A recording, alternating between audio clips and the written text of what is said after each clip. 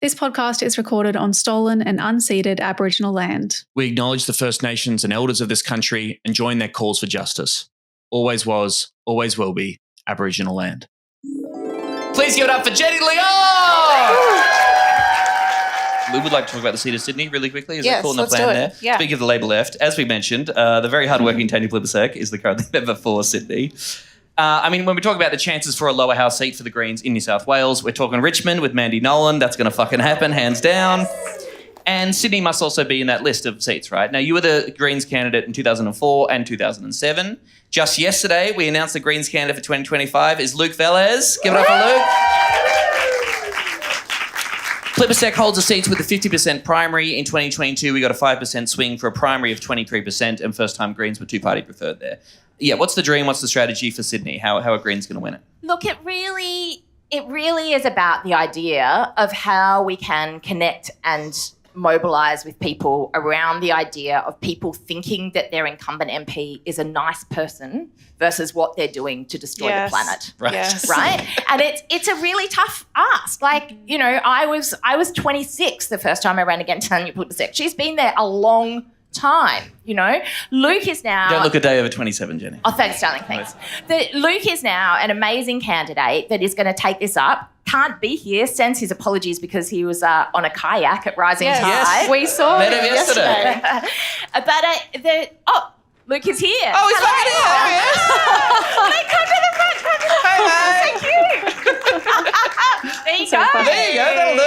Right, well, he's committed to serious danger. Luke, an amazing activist for Pride in Protest as well and fighting for justice for Valentine. Give it up for Luc Velez, everybody! Oh my gosh, I love that. Welcome, Luke. So Why aren't you on a fucking kayak? No. Thank you for being here. Appreciate it. Why didn't you get arrested? No. Hey, Emerald, you want some bonus content? Because I've bloody got some for you. Oh, she's drinking. Wow, Hang on. more bonus content? Yeah, I reckon. Let's meet another candidate who is running for the Greens in the 2025 election, which is happening and which the Greens are going to win majority government in. That's locked in. Absolutely. Oh, yes. See? Already agreeing with us. Calling it. This episode, we are talking about the seat of Sydney, the division of Sydney, another long-standing target for the wonderful Greens, a wonderful part of the country, and we've got a fantastic candidate. Luc Velez, hello, welcome to the show. Thanks for having me. Very excited. Hello. Delighted to have you on the show. We talked to you briefly at our Sydney live show. You very kindly came along. It was lovely to meet you in person. You're at the Blockade as well in Newcastle. Uh-huh. And great to have you on the show. You are running for the Greens. Now, just before we dive into anything, just before we started, you mentioned that on the day of recording this, you're on the front page of Q News and something insane has happened. So Maureen, another candidate, Nick and I are on the cover, or on the back cover rather, of Q News for this issue. And clearly they'd submitted like a headshot and the Q News wanted like a full body shot. So they've AI generated the rest of my body. No. And it's super fucking weird. What? Like, they've put me in this like kind of boxy cardigan, and I'm like, I'm not a cardigan gay. I'm like a slutty singlet gay. Like, this is not the branding we're going for, guys. It just looks so strange. I don't know who said that was a good idea, but whatever. And I'm like, That is it's time so for a death funny. suit. So it's the opposite of what happened. Wow, this is really like misogyny at work, isn't it? Like, because look at what happened.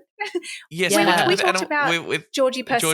Yeah. Yes. I think they put her in a crop top, right? They put her in a crop top, whereas they're like, we need to serious up this politician. Yeah. That's Too young. so funny. Too much midriffs. Let's get rid of it. They've heteroed you. And Q News is a queer, like, street press, right? Yeah, but That's homophobic to put you in a boxy cardigan when that's not your vibe. I'm mad. I've pissed off all my campaign committee by complaining about cardigans all morning now because half of them are like, what's wrong with cardigans, Luke? But I'm mad about it. Yeah, they wouldn't just be like, hey, do you have a photo of your body that we can use? We're just going to make one. Nah. Anyways, I complained, but maybe it was the Greens office who did it, so I probably shouldn't.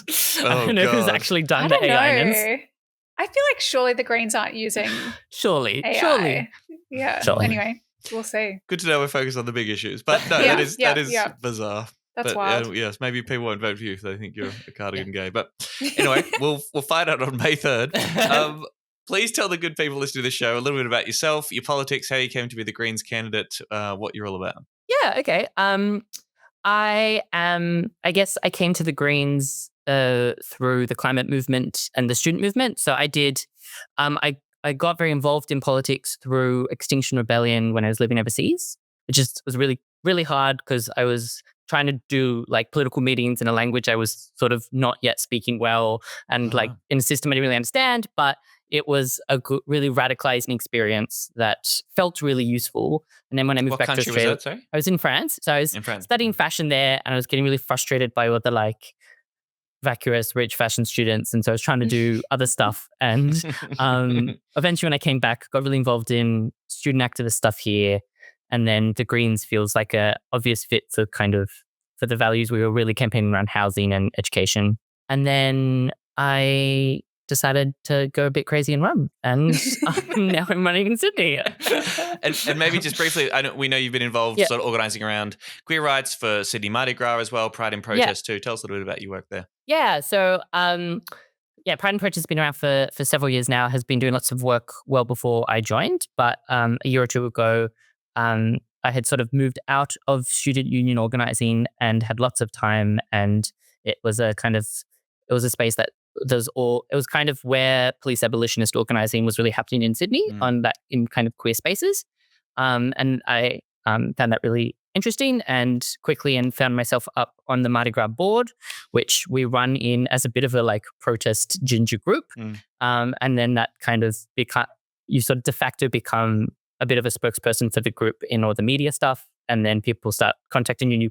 You kind of all escalates until you're very, very enmeshed in queer organising in Sydney, which is great, and I really enjoy. But it all happened very quickly over a year, where a very intense kind of Mardi Gras seasons of police stuff and other queer rights struggles that feel really important.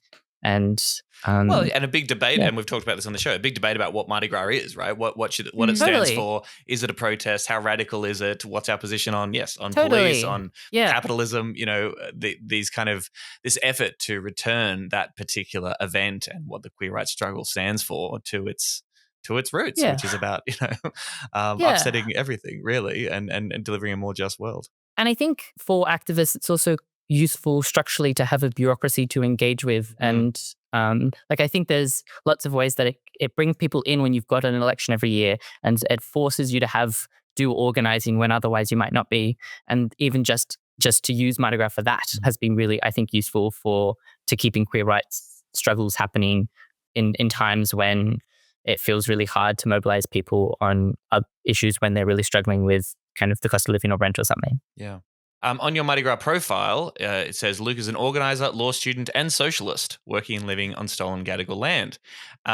Is that still a label that you identify with? How much do you talk about being a socialist in your campaigning and your politics? Yeah, it is. Like, I think there's a few op-eds out there where I've written I'm a communist. Like, I think those terms are useful, but only to a point. It's not on any Greens brochures, unfortunately.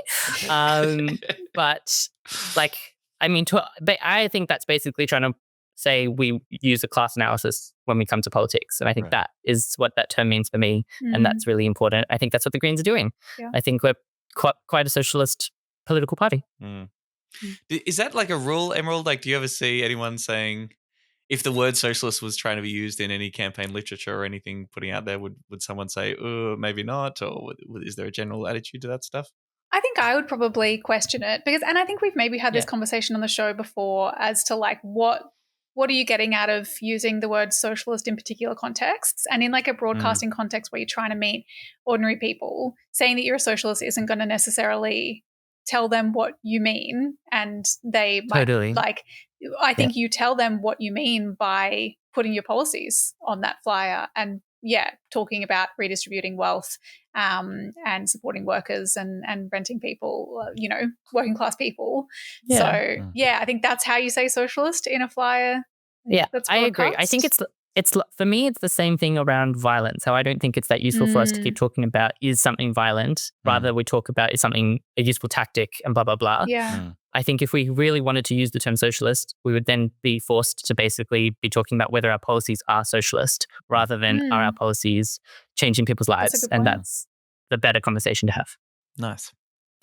All right, let's talk about the seat of Sydney. So this basically overlaps with the boundaries of the City of Sydney Council, where the Greens recently did quite well indeed. We're talking about the Sydney CBD, bits of Potts Point, Woolloomooloo, Kings Cross, Surrey Hills, Redfern, Erskineville, Camperdown, Glebe, and parts of Darlinghurst and Newtown. Jenny Leong's Newtown seat, is that entirely within the seat of Sydney, or is it a little bit of overlap? So I think you're going off the old boundaries. A few of those suburbs have moved into Wentworth. But it's an interesting seat. So we've got 2 Green seats that are about half of the electorate. So Kirby Shetty's seat in Balmain is a big chunk of Sydney. Oh, right. Half of Newtown is in Sydney. And then Alex Greenwich, who's like the gay man equivalent of a teal in Sydney, has his seat is also in it. Right. And so 3 of the 4 seats are kind of progressive non-Labor people, and there's a bit of a Labor state seat as well. Right. So it's like an interesting dynamic where it's super popularly Labor federally, but on all other levels of government, the Greens or independents dominate. And so none of the voters we're talking to are rusted on Labor voters every time. They're all used to voting for the Greens, just not at this level of government. And that makes... Is that because they love Tanya Plibersek? Is it a personal vote? All of Plibersek's cornflakes are purple. All the flyers are purple. There's no Labor branding anywhere. It's absolutely around that kind of idea. I think she gets a bit of the Clover Moore treatment of like, we love you, you're great and progressive, even if in reality you maybe aren't. What's the deal with this purple thing? Because I saw the Australian Electoral Commission was sort of saying, guys, we really don't like it when you use purple because that's kind of our colour and it's pretty actually confusing. And then, Tanya Plibersek, federal environmental minister who's been in politics forever, she's had this seat since 1998, has got volunteers out there in purple T-shirts. I heard a rumor, and this might be false, so you guys have to fact check this, but I heard a rumor that no one else is allowed to use purple, but Plibersek was using purple before the AEC was using purple, and so she has an exemption for the shade of purple her cornflakes have. Surely not. That can't be true. That's word on the doors, Emerald. Word on the doors. I trust in word on the doors. What nerds are you door knocking? No, Sydney's super nerdy, Tom. You come from a door knock and you're like, oh, okay, everyone on that street reads the Guardian Live blog. Like this is like a bubble area sometimes. Okay, great. Well, it's also super gay. According to the 2001 census, Sydney had the highest number of same-sex couples in the country at 2,265. Of course, this is the home of Mardi Gras, so we should expect that. So that's important to keep in mind. In 2004, it recorded the highest Green vote in the country. It has, of course, fallen a bit since that. We have seats like Melbourne and seats in Brisbane as well. But in 2022, the Greens candidate had a primary vote of 23%. I mean, we touched on it a little bit there, but what is the story of the seat of Sydney? Is Tanya Plibersek so particularly popular? Why have the Greens failed to sort of break through or make the ground that we might expect they would have thus far? So I think in previous election cycles, there's been an easier argument for Labor that Plibersek is a progressive and that is very successfully doing change from within and blah, blah, blah. I think when she was in shadow ministry as education person, I think she probably had a much easier time talking to people about a progressive idea about funding schools and things like that. I think it's a much harder argument now to have, where Plibersek's obviously the environment minister, has been either overruled in some environmental spaces or is happy to sign off coal mines. Like that, it's a much harder argument, and that is really you can really feel that on the ground. People are looking around for the first time, I think. But even so, all the time we're hearing, oh, I hate Labor, but I love Tanya. And it's, and that as a campaigner is kind of a hard thing to go with, because like we might be wanting to say, actually, we think she's not personally doing a good job, Tanya. but no, we don't love Tanya, but that's not like the conversation. That's not an easy into a conversation. It's much easier to talk about federal Labor and the seat next door is the Prime Minister's seat. And isn't he being mean? And don't we need someone who's actually fighting for you rather than someone who's going to be overruled by the fossil fuel lobby? Yeah. And so the the messaging is complicated. Yeah. So just very quickly, first of all, the AEC doesn't prohibit anyone from using purple. Oh, They okay. have just You fact checked me. they have strongly urged candidates and political parties from refraining from using purple in a way that could be reasonably confused for AEC communications. And so perhaps people would say then Tanya has a stronger argument that she can continue using purple because that's associated with her, that it doesn't look like it's just AEC communication. Anyway, that's that, fact checked. But Okay, yeah. so people are lying to me on the doors is what you're telling me. Fact check the voters. That's right. But I think this Tanya Plibersek thing is so interesting, right? Because you're right. There's this there's two frames that she could use, that anyone can use. That's one, people often love a Labor fighter, and this is a similar in Queensland, for example. Terry Butler or Jackie Trad at the state level was a big example, and progressives who vote Labor for that particular candidate are like, well, she's in there fighting to change Labor from the inside and fighting for good things from within inside the tent. But then you have an example like the Environmental Protection Agency or Authority, where she was so blatantly and like brutally overruled by Albanese. I think what that then shows is, like, I think you can say to voters, look, you may love her. She may be the best person.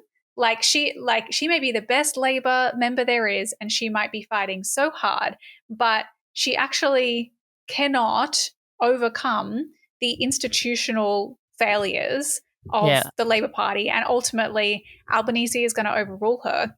And so wouldn't you then want someone who is totally consistent with your values and who is able to stand up to the government? And that's what the Greens can do that she can't at the end of the day. Yeah. And that's kind of a line we're using. I am so frustrated by that as an argument because, like, Plibersek's been in the seat of Sydney for longer than I've been alive. Like, if this was a successful strategy, she should have won by now.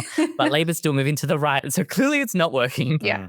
But yeah, you have to really talk to people where they're at. And that is the line that I think seems to be people want to engage with the most. Yeah, I mean, we talked about last week the nature laws announcement that the Greens put out there, the Green Australia policy, and they're sort of saying, pointing out that at the end, Labor went to the 2022 election saying we're going to strengthen nature's protection laws. We're coming out of this term with weaker laws, like particularly with the recent movements to undermine the environment ministers to review decisions to try and protect the Tasmanian salmon industry, right? So they've actually gone backwards with this incredible Labor fighter and this wonderful progressive person that people love for her espoused values in a position of power. I mean, yes, she was moved from education and that was a bit of a surprise or whatever, but in the environment minister portfolio, which is super important, and we've actually gone backwards. Yeah, like she's still a senior minister. Yeah. Totally. Yeah, whatever the lines are. Emissions are higher under Albo than Dutton or whatever, Morrison. Yeah. Jesus. Do you think, though, that then does it play out another way where people she gets a bit of a sympathy vote because people are like, poor thing, she was overruled by Albo, but we support you, Tanya, justice for Tanya. I think there's been a few too many cycles where that's been the logic and people are feeling like, oh, it's time to actually show us that you're doing something. I think that might have been the logic if during the last maybe 2-3 election cycles, but it really rings hollow now. And it's also become a much greener area since then. But it's also that old argument of we need people like Tanya Plibersek in the Labor Party to keep Labor progressive. And it's like, well, how long do you keep doing that? How long do you keep keeping people in there, purportedly progressive people in this party, to then get defeated and have their asses handed to them, and then are just held up as examples of the party remaining progressive without getting any goddamn results? Nothing changes if nothing changes, Luke. Yeah. Get Tanya out of there for her sake. Don't throw Tanya to the wolves again. Set her free. Let her go to Deloitte. Let her go be the VC of some university. Yes. I actually think she'd do a great job there. So, what else is coming up for you? What are the other big issues for the people of Sydney as you're campaigning, Luke? Yeah, housing and cost of living are the sort of the things we hear on every door. That's every debrief. That's what people want to talk about. I think that seems to be consistent with what other people are hearing elsewhere. And Sydney's huge renters. There's more renters than homeowners in Sydney. So talking a lot about that, and it's very helpful having our state spokes, Jenny in the area, covering the area where we've got now a decade of credibility of talking about renters' rights. And that means that's really useful. And people are really believing us when we say we're going to fight for housing. Doesn't feel new. And that's great. But I guess the other thing we've been talking about more explicitly internally in our area is around what we're doing with queer rights. And I think initially I wasn't going to do a lot of queer stuff. I thought, look, I'm a very queer appearing person. My background is in queer organizing. I don't need to do this.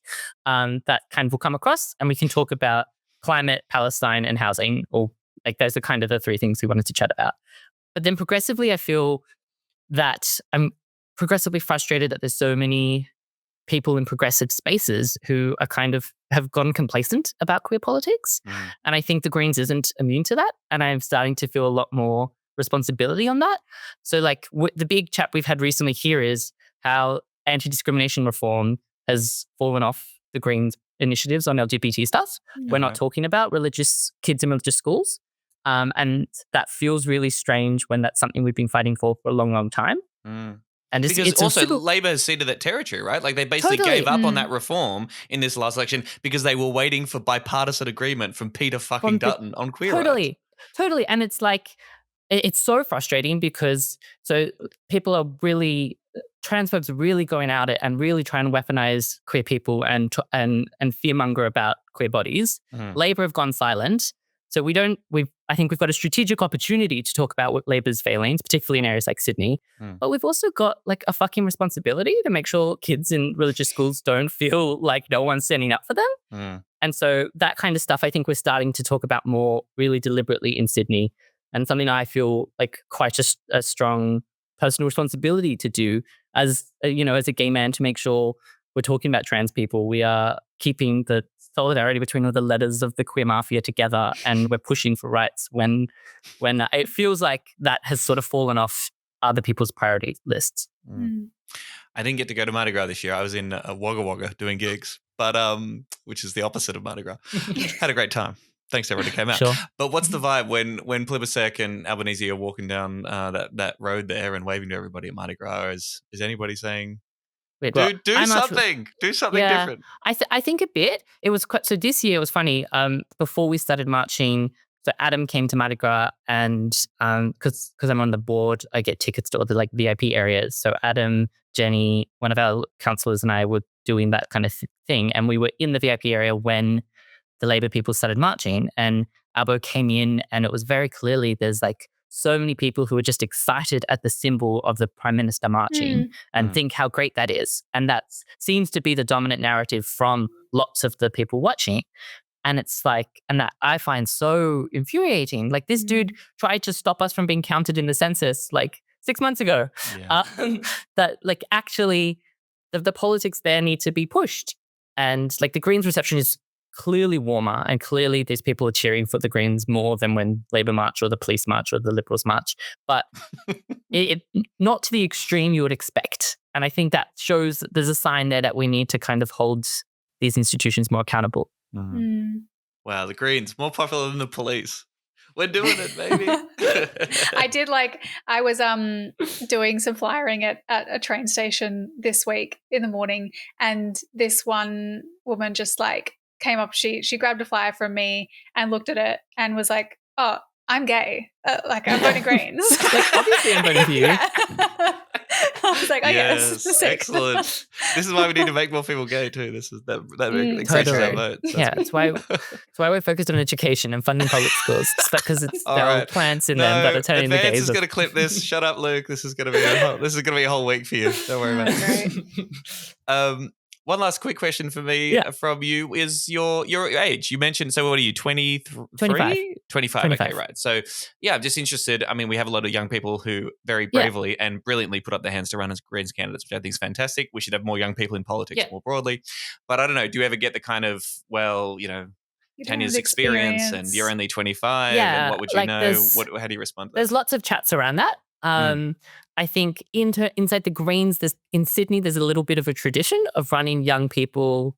Like Jamie Parker ran in like the 90s. Jenny ran in the early 2000s. All of our local councillors ran for Sydney at some point in quite young. And I think that's just a chant, like it has just happened. But it means there's like at least 6 or 7 people around me who've done this when Sydney's been a high profile seat as a young person. And so there's a lot of institutional support for me that I think from those years that I, like Matthew Thompson, who's now on City Council, ran as a very out gay guy 2 cycles ago around my age, and that I think experienced probably a lot worse homophobia and also a lot of stuff around what it means to be a kind of out queer person who's young.